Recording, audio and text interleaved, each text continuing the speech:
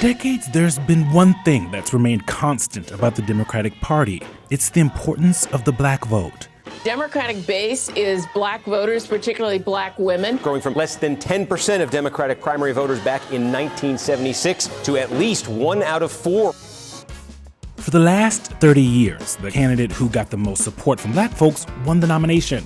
Things went well for you in Iowa or New Hampshire or Nevada? Cool. But the real test is the black one in the South Carolina primary, where the electorate is expected to be at least 60% black. Even before he said he was running for president, Joe Biden seemed to have the black vote on lock. But his numbers with black voters are slipping. Some going to the front runner, Bernie Sanders, some to billionaire Tom Steyer, and some to Michael Bloomberg, who won't even be on a ballot until Super Tuesday. And now it kind of feels like the black vote is up for grabs. So I came to Bucksport, South Carolina, where my family's from, to talk with at least one person I know is still a Joe Biden supporter, my grandmother, Ruby Brown. I was looking at the census from 2010, and it said it had like 800 people here. Oh, it's more than 800. No, I don't think so. That's what the census said. I think it is. Nana left here for New York during the Great Migration in the 50s to escape Jim Crow and didn't return until 1999 when she retired. I could not have lived here as a young girl. I could not. I would have been in prison. Honest to God, they were mean. Yeah. I remembered we couldn't use the bathroom. And one was at the courthouse, and it was so filthy until you would be running out of the door. I tell you what my mother did.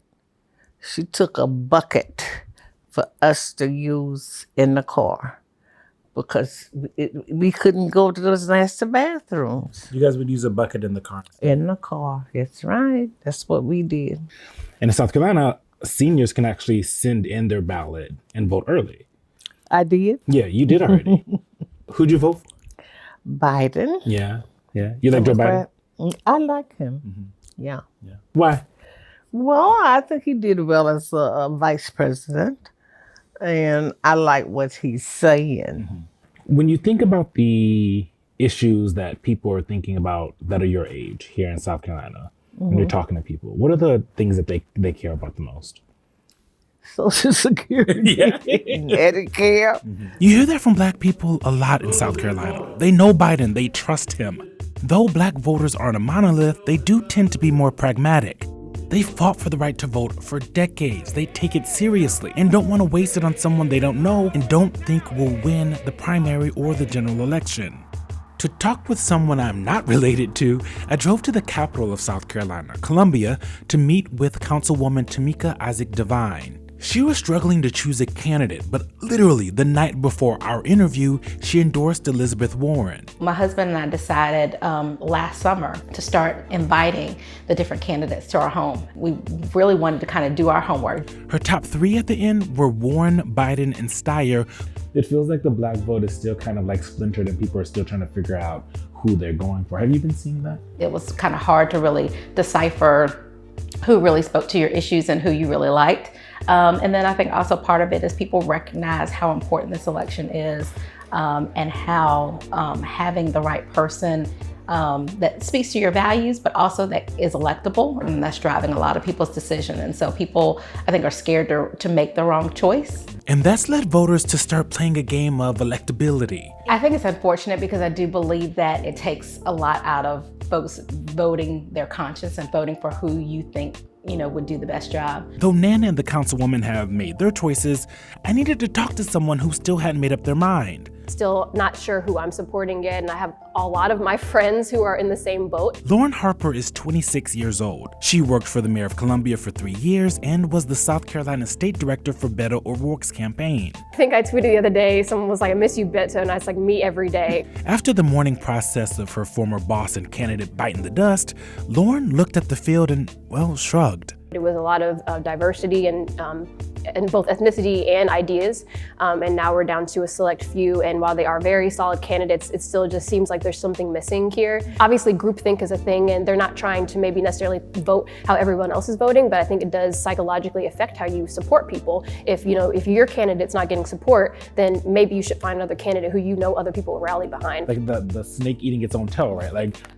Like voters are looking for electability, but to do that, they have to vote for someone. So I think there's this desperation that exists with voters these days where they're like, at this point, whoever can do it, we want it to happen. I think that we were kind of swooned with President Obama when we felt like we've had everything that we wanted in a candidate maybe, but we're gonna have to figure out a way for us to ideologically agree on the things that matter the most, whether it's a Democratic socialist candidate or one who's not. And that Democratic socialist Bernie Sanders is complicating things even further by his ability to split the black vote generationally. I think millennials and Gen Z voters are really excited about having a candidate who can address things very quickly and with bold vision.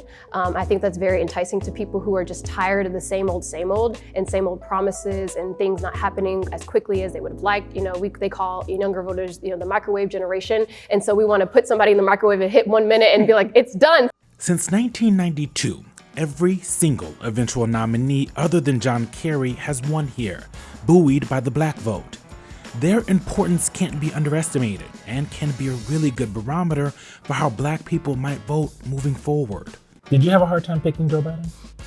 No, I really didn't. Because I liked him when he was the vice president with Obama. Mm-hmm. And if he started acting up, I'm going to go up there and tell him a few things. Oh, yeah?